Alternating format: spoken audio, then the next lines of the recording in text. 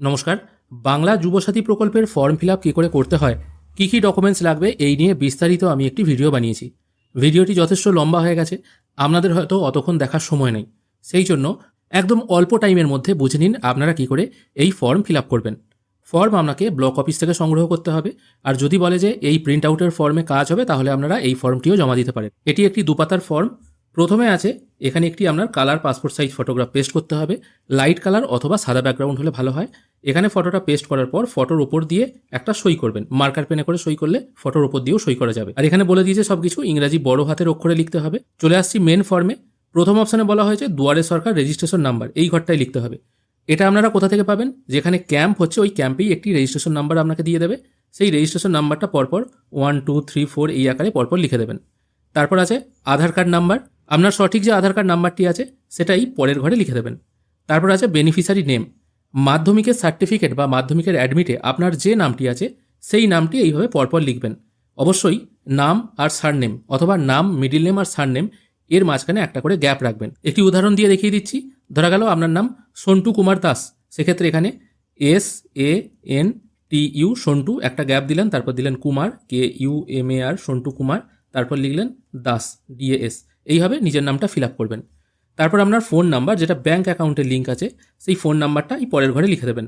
তারপর বলা হয়েছে ইমেল আইডি। যদি আপনার কাছে অ্যান্ড্রয়েড ফোন থাকে সেখানে ইমেল আইডি পেয়ে যাবেন, ইমেল আইডিটা এখানে বসিয়ে দেবেন। তারপর আপনার জেন্ডার, আপনি যদি পুরুষ হয়ে থাকেন মেল, মহিলা হলে ফিমেল, অথবা অন্যান্য ক্যাটাগরি হয়ে থাকলে আদার্স, এই অপশানে টিকমার্ক দেবেন। অনেকেই বলছিলেন মহিলারা ফিল আপ করতে পারবে কিনা। হ্যাঁ, যারা লক্ষ্মী ভাণ্ডার পায় না তারা ফিল আপ করতে পারবে।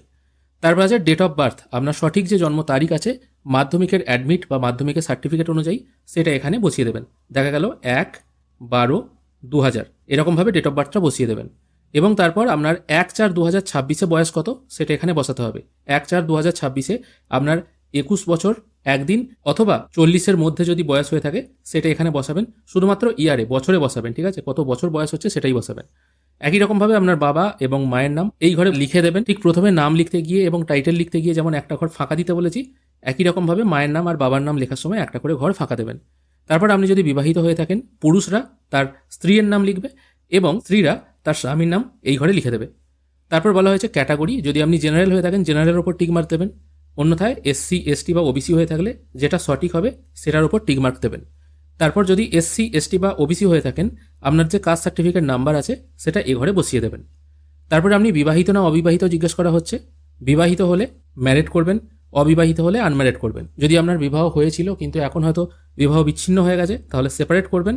আর যদি স্বামী অথবা স্ত্রী যে কেউ মারা গিয়ে থাকে তাহলে উইডো অথবা উইডোয়ার করবেন। নিচের কলামে চলে এসেছি। এখানে আপনাকে পার্মানেন্ট অ্যাড্রেসটা ফিল আপ করতে হবে। বাড়ির নাম্বার কোথায় পাবেন? বাড়ির নাম্বার আপনাদের ভোটার লিস্ট থেকে বাড়ির নাম্বারটা পেয়ে যাবেন। যদি না থাকে তাহলে গ্রামের নাম এখানে বসিয়ে দিতে পারেন। তারপর আপনার গ্রামের নাম কি আছে সেটা পরের ঘরে একই বসিয়ে দেবেন। পোস্ট অফিসের নাম সঠিক যেটা আপনার সেটা এখানে লিখতে হবে। তারপর আপনার গ্রাম পঞ্চায়েতের নাম কি আছে এইভাবে লিখবেন। তারপর আপনার ব্লক বা মিউনিসিপ্যালিটি যেটা আছে আর কি আপনার অ্যাড্রেসের, সেই ব্লকের নাম অথবা মিউনিসিপ্যালিটির নাম এই ঘরে বসিয়ে দেবেন। তারপর আপনার থানার নাম কি আছে সেটা তার পরের ঘরে বসাবেন। আপনার জেলার নাম কি আছে সেটাই নিচের ঘরে বসাবেন। তারপর আপনার পিনকোড যেটা আছে এটার নিচের ঘরে পিনকোড বসিয়ে দেবেন। স্টেট বসানোর দরকার নেই, অলরেডি ফিল আপ হয়েই আছে। চলে এসেছি দ্বিতীয় কথায়। এখানে মাধ্যমিক অথবা সমতুল পরীক্ষার বিবরণ। এবার অনেকে বলছেন আমি ওপেন থেকে পাস করেছি, আমি কি দিতে পারবো? হ্যাঁ, মাধ্যমিক বা সমতুল বলেছে। মাধ্যমিকের সমতুল যদি কোনো পরীক্ষা থেকে থাকে সেটা যদি আপনি পাস করে থাকেন তার রোলটা প্রথমে ঘরে বসাবেন এবং নাম্বারটা এ ঘরে বসাবেন। রোল আর নাম্বার আলাদাভাবে থাকে, সেই জন্য প্রথমে রোল তারপর নাম্বার বসিয়ে দেবেন। তারপর আপনি কত সালে মাধ্যমিক পাস করেছেন সেইটা এখানে বসাবেন। কোন বোর্ড থেকে পাস করেছেন এখানে প্রথমে আছে ওয়েস্ট বেঙ্গল বোর্ড, তারপর CBSE ICSE, যেটা সঠিক হবে তার পাশে এইভাবে টিকমার্ক দেবেন। যদি এগুলোর মধ্যে কোনোটাই না হয়ে থাকে আদার্স সিলেক্ট করে কোন বোর্ড থেকে পাস করেছেন এটা পাশে লিখে দিলে ভালো হয়। তারপর আপনার হায়েস্ট কোয়ালিফিকেশন কি আছে, মানে আপনি সর্বোচ্চ কতদূর পড়াশোনা করেছেন মাধ্যমিকের পর।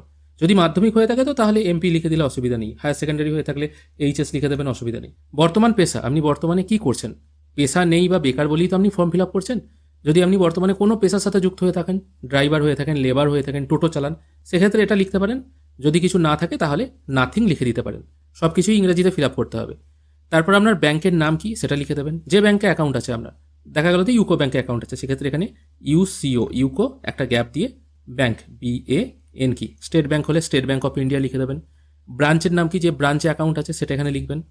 ব্যাংক অ্যাকাউন্ট নাম্বার পাসবই দেখে সঠিকভাবে লিখবেন। আর ব্যাংকের IFSC কোড যেটা আছে সেটা এখানে সুন্দরভাবে লিখে দেবেন। তারপর জিজ্ঞেস করা হচ্ছে আপনি অন্য কোনো সাহায্য সরকারের কাছ থেকে পাচ্ছেন কিনা, স্কলারশিপ বা বৃত্তি ছাড়া। যদি স্কলারশিপ বা বৃত্তি পেয়ে থাকেন তাহলে তো আপনি অ্যাপ্লাই করতে পারছেন, অসুবিধা নেই। কিন্তু স্কলারশিপ বা বৃত্তি ছাড়া অন্য কোনো সুবিধা, মানে হচ্ছে কৃষক বন্ধু, ঠিক আছে, কৃষক বন্ধু যদি আপনি পেয়ে থাকেন তাহলে অ্যাপ্লাই করতে পারবেন না। লক্ষ্মী ভাণ্ডার যদি পেয়ে থাকেন তাহলে অ্যাপ্লাই করতে পারবেন না, এরকম আর কি ব্যাপার। তাই এটা অবশ্যই সবাইকে নো করতে হবে। আর যদি কিছু ভাতা পেয়ে থাকেন তাহলে সেই ভাতার কি নাম সেটা এখানে লিখতে হবে। এখানে বলাই হয়েছিল অন্য কোনো ভাতা পেলে আপনি তো অ্যাপ্লাই করতে পারবেন না, সেই জন্য এই ঘরটা কিছু ফিল আপ করার দরকার নেই। এরপর আপনাকে কী কী ডকুমেন্টস অ্যাটাচ করে ফর্মের সাথে দিতে হবে সেটা দেখে নিন। প্রথমে বলা হয়েছে মাধ্যমিকের অ্যাডমিট কার্ড, এটা এখানে দিতে হবে। অনেকে বলছেন মাধ্যমিকের অ্যাডমিট নাই, বার্থ সার্টিফিকেট দিলে হবে। মনে হয় না হবে, মাধ্যমিকের অ্যাডমিটই এখানে দিতে হবে, কারণ অন্য কিছু বলেনি কিন্তু এখানে। তারপর মাধ্যমিকের মার্কশিট অথবা সার্টিফিকেট, এটাও অ্যাটাচ করতে হবে। 3 নম্বরে বলা হয়েছে আধার কার্ড, 4 নম্বরে বলা হয়েছে ভোটার কার্ড। ভোটার কার্ড না থাকলে মনে হয় না ফর্ম ফিল আপ করা যাবে। 5 নম্বরে বলা হয়েছে ব্যাংকের পাসবই। ব্যাংকের পাসবই যদি না থাকে সেক্ষেত্রে ক্যান্সেল চেক দিয়ে দিতে পারেন। আর যদি আপনি জেনারেল ব্যতীত অন্য কোনো কাস্টের হয়ে থাকেন সেই কাস্ট সার্টিফিকেট এখানে দিতে হবে। প্রত্যেকটা ডকুমেন্টস আপনাকে জেরক্স করতে হবে। জেরক্স করার পর সেলফ অ্যাটেস্টেড করতে হবে। কীরকম সেলফ অ্যাটেস্টেড হয়, ধরুন এরকম একটা ডকুমেন্টস হলো, নিচে এই যে ফাঁকা জায়গাটা আছে এখানে আপনি SELF self ATTESTED self attested এই কথাটা লিখলেন। তারপর আপনার যে নাম আছে সেই নামটা এখানে আপনি লিখে দিলেন।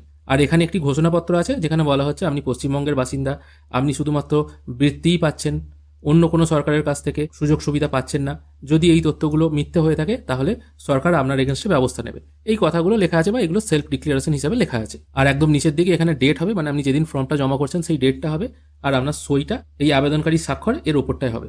এখানে অবধি আপনার ফর্ম ফিল আপের কাজ শেষ। এবার এই নিচে দেখুন একটা রিসিট টাইপের আছে, এই রিসিটটাই আপনাকে কেটে ফেরত দেওয়া হবে আপনি যে ফর্ম জমা দিয়েছিলেন। এখানে ওই একই দুয়ারে সরকার রেজিস্ট্রেশন নাম্বারটা বসিয়ে দিতে হবে। তারপর এখানে আই দেওয়ার পর আপনার নাম, নিজের নাম হবে, তারপর এখানে আপনার গার্জেনের নাম হবে, আপনি কবে ফর্ম জমা দিলেন সেই ডেটটা এখানে বসাবেন, আপনার ফোন নাম্বার এখানে বসাবেন এবং আপনার আধার কার্ড নাম্বারটা এখানে বসাবেন। এগুলো আপনাকেই ফিল আপ করতে হবে, তারা ফিল আপ করবে না। আর রিসিভ অন কত তারিখে আপনি ফর্ম জমা দিচ্ছেন সেই ডেটটা আবার এখানে বসাতে হবে। আর ফর্ম জমা দেওয়ার পর যারা ফর্ম জমা নেবেন আর কি সেই আধিকারিকরা আপনাকে এখানে সই আর একটা স্ট্যাম্প করে এই অংশটা কেটে আপনাকে ফেরত দিয়ে দেবে। এটাই আপনাকে রাখতে হবে। ভবিষ্যতে যদি কখনো স্ট্যাটাস দেখার অপশন দেয় এইটা দিয়েই আপনাকে চেক করে দেখতে হবে, বা কোনো সময় টাকা আপনি পেলেন না সেক্ষেত্রে আপনি প্রমাণ দেখাতে পারবেন যে আমি ফর্ম জমা দিয়েছি, আমি কেন টাকা পাইনি। এটাই হচ্ছে ফর্ম ফিল আপ করার সহজ পদ্ধতি। আশা করি বোঝাতে পারলাম যুবসাথী প্রকল্পের ফর্ম কিভাবে আপনারা ফিল আপ করবেন। ভিডিও যদি ভালো লেগে থাকে অবশ্যই একটি লাইক করবেন। ভিডিও দেখার জন্য অসংখ্য ধন্যবাদ। ভালো থাকবেন।